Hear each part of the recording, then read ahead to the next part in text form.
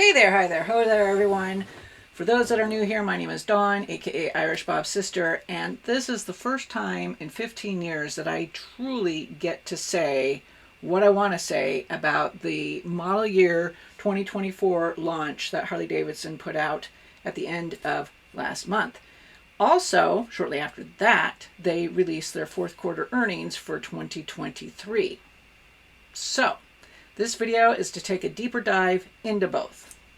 What do I mean by that? Well, until recently I was on the inside, working at Harley-Davidson dealerships, having district and regional managers, company training, etc., etc. Now, if you watched my last video, you already know I'm on the outside looking in. So, what does that mean exactly? Keep watching to find out.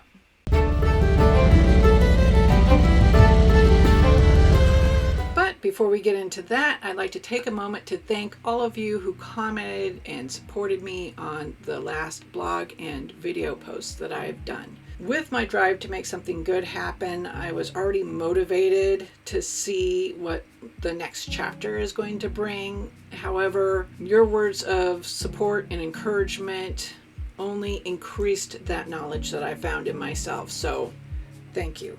I do have an update as to my job status, and that can be found in my most recent blog over on my website at irishbobsister.com. Head on over and check it out after you've watched this video all the way through, or go check it out now and then come back and watch this video all the way through. I mean, who am I to tell you what to do? Although, now we're into the good stuff, the model year lineup for Harley-Davidson for the year 2024. What the motor company revealed last month, and more importantly, what they didn't.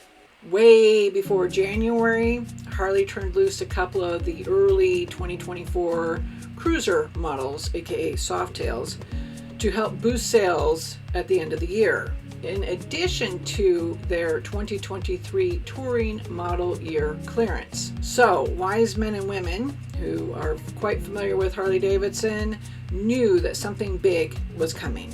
This is just like when Harley-Davidson announced their Project Rushmore, and then after that they were announcing the Milwaukee 8 motor. So they let slip these little nuggets of wisdom for us to pick up.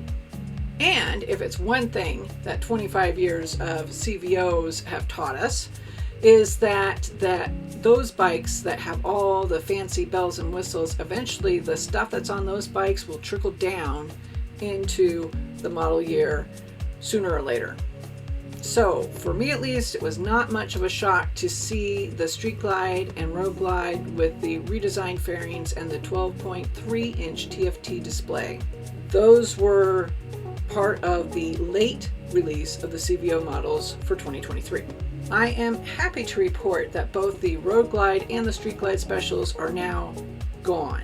If you're new to Harley, in the recent years you've had the Road Glide and Street Glide Standard, which had 107 motor, and then you had the Road Glide and Street Glide specials with the 114 model. Now that's all gone. Both bikes have a 117 cubic inch Milwaukee 8 engine. Yay! And of course the 2024 CVO models have the 121 cubic inch motor with the variable valve timing. That's to keep them special. I'm also happy to report that you can still get the ST package on both glides, so that way you can customize to your heart's content.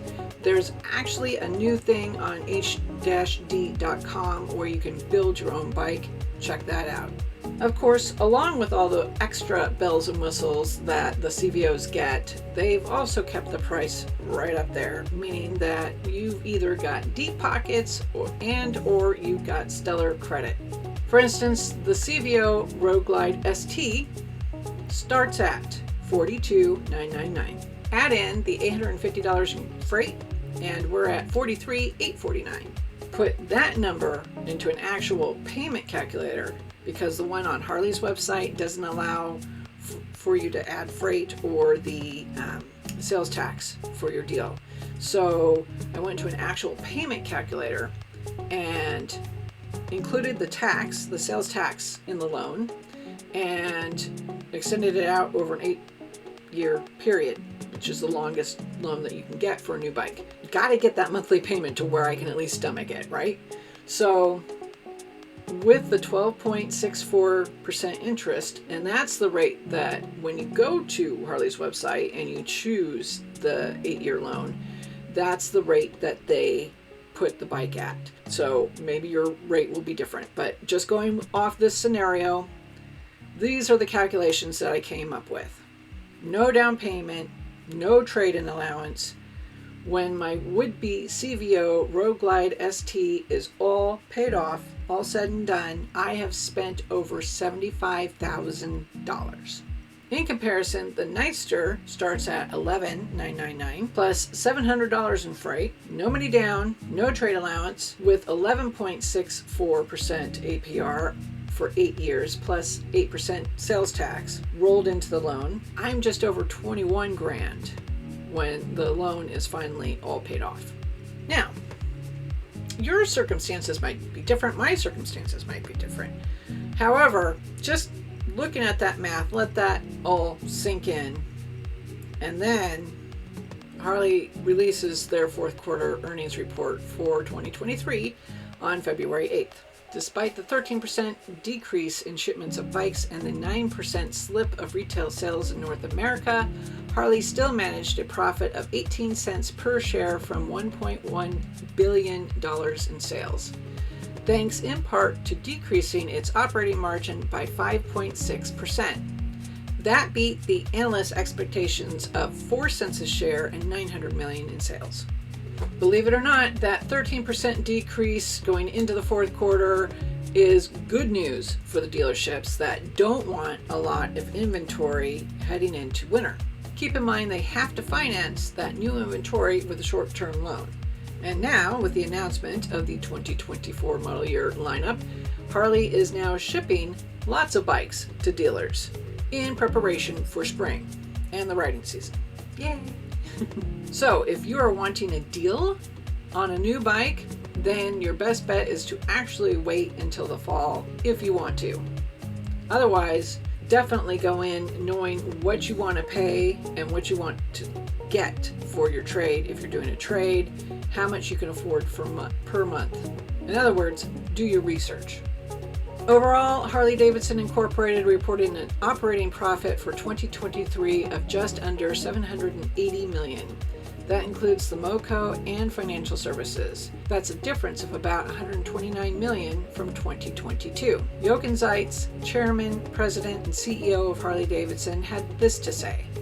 In the third year of our hardware strategy, we have made progress in key elements of our strategic plan, focusing on our most profitable products and markets, which we believe will continue to yield benefits to the business and have set us up for long-term value creation despite the current challenging environment for the industry.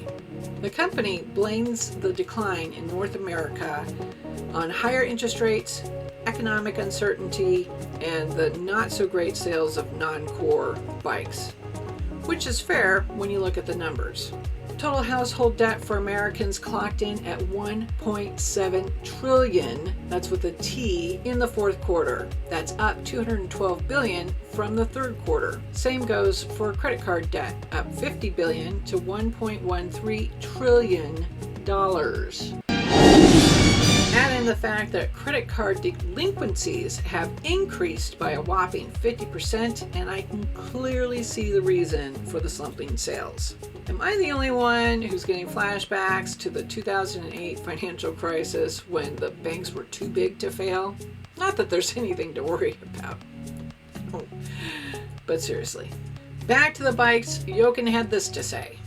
We are excited by the early read of our new model year launch, the most comprehensive product development in the touring platform in well over 10 years, that will redefine the Harley-Davidson Grand American Touring experience for years to come and lay the foundation to drive retail sales growth in 24.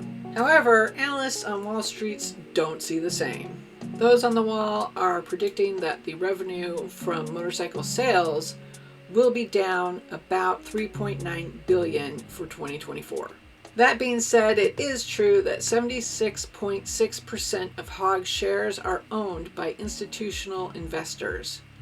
Plus, Harley recently did beat the analysts' expectations. They thought that Harley was only going to be able to give 4 cents a share of profit for 2023.